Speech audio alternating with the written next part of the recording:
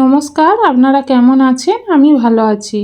প্রথমেই জানাই শারদীয়ার প্রীতি শুভেচ্ছা ও অভিনন্দন। আজ আমি একটা নতুন রেসিপি নিয়ে চলে এসেছি, বাসন্তী পোলাও। চলুন দেখে নিই আমি বাসন্তী পোলাও কিভাবে বানাই। গোবিন্দভোগ চাল 250 গ্রাম নিয়েছি, ভালো করে জল দিয়ে ধুয়ে নেব। ভালো করে জল দিয়ে ধুয়ে নিয়েছি। চালটাকে ভালো করে ধুয়ে নিয়েছি।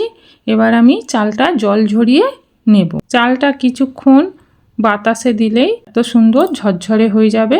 এবার এর মধ্যে একে একে আমি মশলা কিছু মাখিয়ে নেব। হলুদ গুঁড়ো, আদা বাটা, ঘি দিয়ে ভালো করে মাখিয়ে নেব।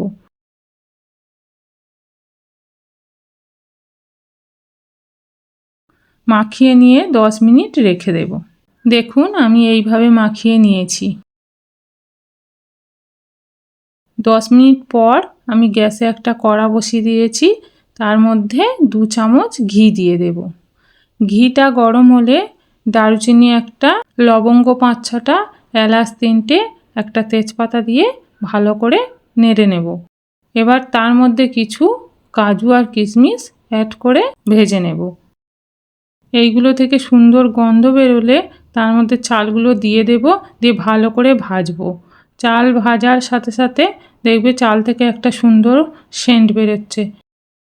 এবার এর মধ্যে দিয়ে দেব এই বাটির মাপ করে 2 বাটি জল।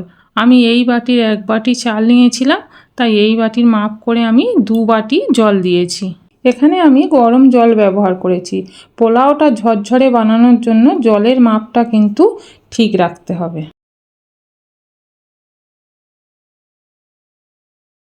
জলটা ফুটে উঠেছে, এবার পরিমাণ মতো নুন দিয়ে দেব। চিনি এখন দেব না, চিনিটা আগে দিলে চালটা সিদ্ধ হতে সময় বেশি লাগে। নুনটা দিয়ে ভালো করে নেড়ে 5 মিনিট চাপা দিয়ে রেখে দেব। এই স্টেপে আমি গ্যাসের আঁচটা লো করে দেব। 5 মিনিট পরে ঝালের জন্য ওপর থেকে চিড়ে রাখা কাঁচা লঙ্কা দিয়ে দেব। কাঁচা লঙ্কা দিয়ে আমি 2 মিনিট চাপা দিয়ে রেখে দেব। 2 মিনিট পর চাপা খুলে দেখে নেব। দেখুন আমার পোলাওর চালগুলো একদম সিদ্ধ হয়ে গেছে আর কতটা ঝরঝরে হয়েছে ভাতগুলো। এখন আমি চালগুলো সিদ্ধ হয়ে গেছে, তাই এর মধ্যে আমি 250 গ্রাম চালের জন্য 50 থেকে 60 গ্রাম চিনি দিয়ে দেব। পোলাওটা যেহেতু মিষ্টি মিষ্টি হয়, চিনির পরিমাণটা একটু বেশি দিয়েছি। চিনি দিয়ে ভালো করে মিশিয়ে নেব। তাহলে দেখতেই পেলেন পোলাও রান্না করাটা কতটা সহজ। আরও 2 মিনিট চাপা দিয়ে রেখে দেব। পুজোর নিরামিষের দিন এই বাসন্তী পোলাও আলুর দম, পনিরের তরকারির সাথে আপনারা পরিবেশন করতে পারেন। 2 মিনিট পর ওপর থেকে 1 চামচ গরম মশলা দিয়ে দেব।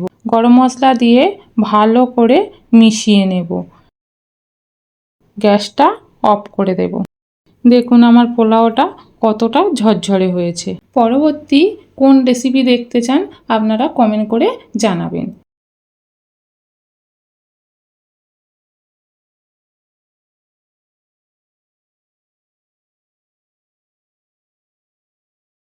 রেসিপিটা কেমন লাগলো কমেন্ট করে জানাবেন।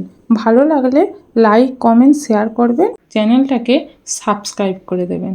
ফেসবুক থেকে দেখলে পেজটাকে ফলো করে দেবেন। পুজো সবার ভালো কাটুক।